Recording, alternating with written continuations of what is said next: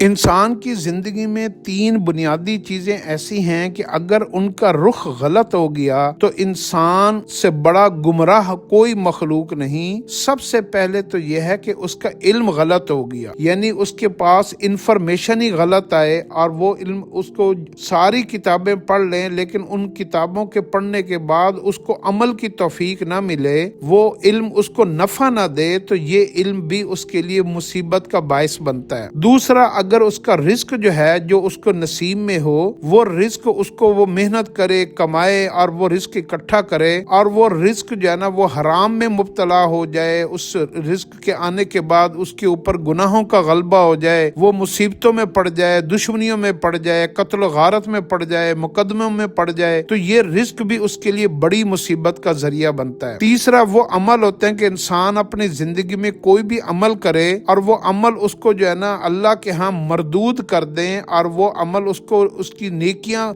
لکھے جانے کے بجائے اس کے لیے جو ہے نا وہ باعث مصیبت بن جائیں، اور وہ اپنے ان عملوں کی وجہ سے ہلاک ہو جائے، منافق بن جائے، عمل ہی غلط ہو جائے، عمل اسلام کچھ اور کہے اور وہ کوئی اور عمل کر رہا ہو، اس کا عمل کا رخ ہی غلط ہو جائے، تو یہ تین بڑی مصیبتیں انسان کے اوپر آتی ہیں۔ ان تینوں مصیبتوں سے بچنے کے لیے حدیث کے اندر ایک دعا آئی ہے کہ جو انسان صبح کی نماز کے بعد اس دعا کو ایک مرتبہ پڑھ لے گا، اللہ رب العزت اس کو تین نعمتوں سے مالا مال فرمائیں گے۔ اللہ اس کو ایسا علم عطا فرمائیں گے جو ہمیشہ اس کے لیے فائدہ مند ہو، اس کو نفع دے۔ اللہ اس کو ایسا رزق عطا فرمائیں گے جو پاکیزہ ہو اور اس کے لیے خیر اور بھلائی کا ذریعہ بنے۔ اللہ اس کو ایسے نیک اعمال کی توفیق عطا فرمائیں گے جو اللہ کے ہاں بھی قبول ہو جائیں۔ سب سے بڑی بات ہوتی ہے وہ نیک اعمال جو اللہ کو پسند آ جائیں۔ وہ دعا یہ ہے، اللہم انی اسألک علما نافعا